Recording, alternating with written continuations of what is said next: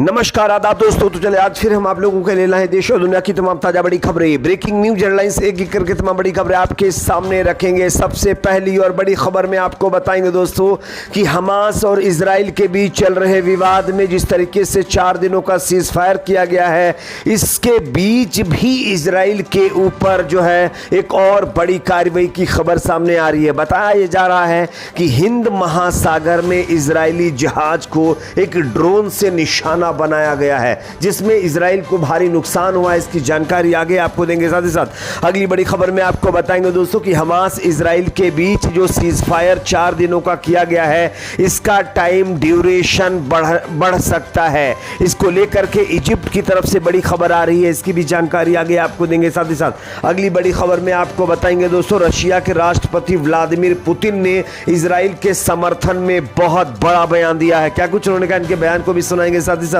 अगली बड़ी खबर में आपको बताएंगे दोस्तों कि गाजा में सीज फायर के दौरान इजरायली सेना कर रही है लोगों की जासूसी। वेस्ट बैंक के अंदर लोगों ने इजरायली सेना के एक ड्रोन को गिरा दिया है दोस्तों। किस तरीके से, इसका भी वीडियो आगे हम आपको दिखाएंगे। साथ ही साथ अगली बड़ी खबर में आपको बताएंगे दोस्तों कि जापान के सांसदों ने भी इजराइल के खिलाफ खोला मोर्चा, और जिस तरीके से इजरायली सेना लगातार गाजा पट्टी में बेकसूर लोगों को टारगेट कर रही, इसको लेकर के जापान के सांसदों ने इजराइल की निंदा करते हुए बड़ा बयान दिया है। क्या किस तरीके से क्या कहा है, ये भी आपको दिखाएंगे। साथ ही साथ अगली बड़ी खबर में आपको बताएंगे दोस्तों कि इस्लाम धर्म अपनाने वालों में एक और बड़ी हस्ती का नाम शामिल हो गया है। खबर आ रही कि लंदन के पुलिस ऑफिसर पॉल रीडिंग ने भी इस्लाम धर्म कबूल कर लिया है। आगे इसकी भी जानकारी आपको देंगे। साथ ही साथ अगली बड़ी खबर में आपको बताएंगे दोस्तों कि हलाल सर्टिफिकेट पर अब यूपी के बाद पूरे देश में बैन लग सकता है। इसको लेकर के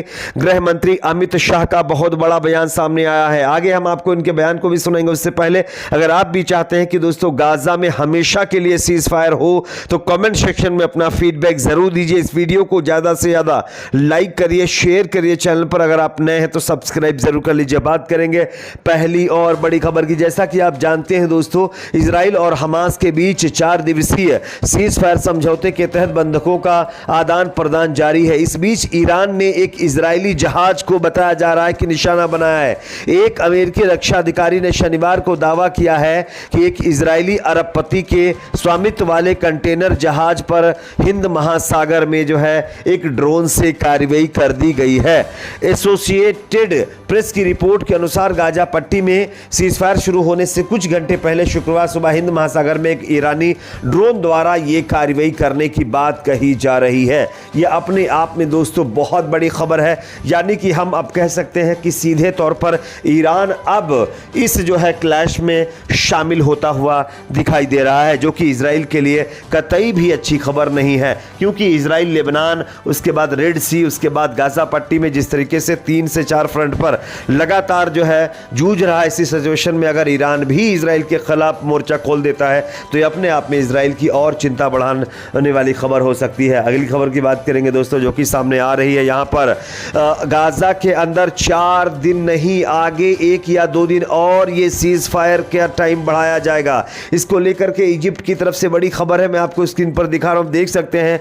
इजिप्ट की तरफ से कुछ सूत्रों के हवाले से ये जानकारी मिल रही है कि अब गाजा के अंदर 1 या 2 दिन और सीज फायर का टाइम बढ़ाया जाएगा। इसके बदले में हमास कुछ और होस्टेजेस को रिलीज कर सकता है, जिसके बदले में इजराइल भी कई जो है जेलों के अंदर बंद कैदियों को रिहा करेगा। यह अपने आप में कहीं ना कहीं गाजा के लोगों के लिए एक तरीके से राहत भरी खबर हो सकती है, क्योंकि गाजा में लोग, आप देख रहे होंगे, कितने दिनों से फ्यूल, पानी, अच्छा खाना खाने की वजह ना मिलने की वजह से परेशान हैं। और जैसे जैसे सीज फायर का टाइम बढ़ेगा वैसे वैसे गाजा के अंदर ह्यूमैनिटेरियन एड भी जाएगी, फ्यूल भी जाएगा, और तमाम रोजमर्रा से जुड़ी हुई सुविधाएं भी वहां पहुंचाई जाएंगी, जिससे होगा ये कि लोगों को राहत मिलेगी और लोग कहीं ना कहीं थोड़ा बहुत उनको सुकून मिल सकता है।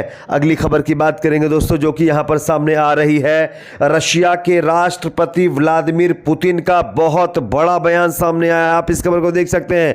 गाजा के लोगों की मदद के साथ साथ गाजा के लोगों के समर्थन में इजराइल के पीएम जो है के बाद अब रूस के राष्ट्रपति व्लादिमीर पुतिन का बड़ा बयान सामने आया है।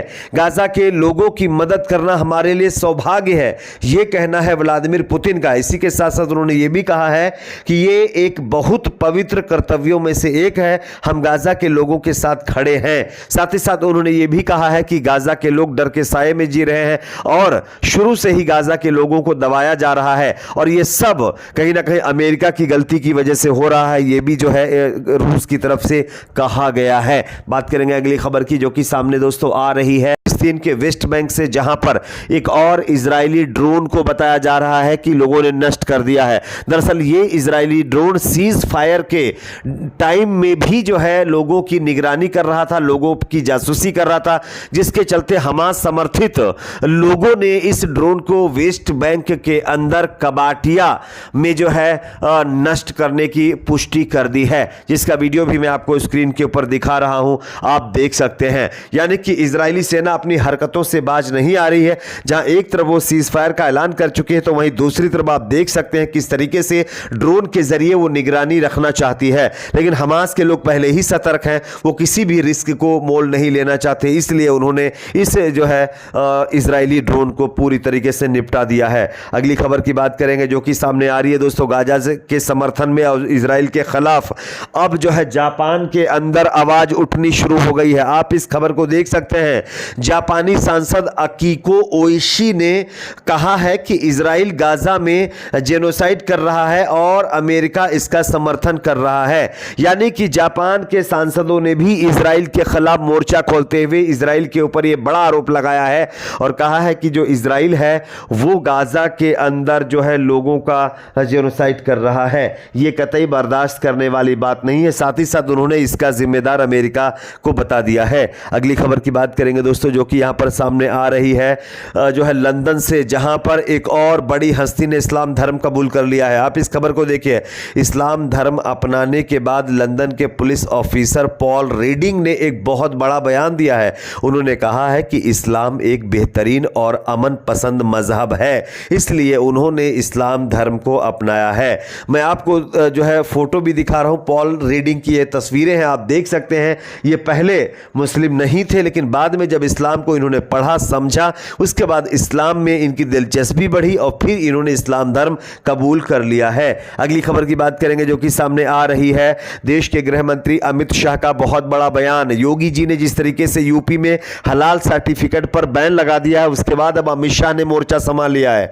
अमित शाह जी ने, गृह मंत्री जो हमारे देश के, इन्होंने जो है अपनी एक रैली में हैदराबाद के अंदर कहा है कि अगर उनकी सरकार बनती है तो केंद्र सरकार हलाल प्रमाणित उत्पादों की बिक्री पर प्रतिबंध लगाने पर फैसला अभी तो नहीं की है, लेकिन आगे कर सकती है। यानी कि अमित शाह जी ने इशारा कर दिया है कि आगे आने वाले दिनों में हलाल सर्टिफिकेट पर पाबंदी लग सकती है। आप किस पर क्या राय है कमेंट सेक्शन में जरूर बताइए। वीडियो को लाइक शेयर, चैनल को सब्सक्राइब जरूर करें।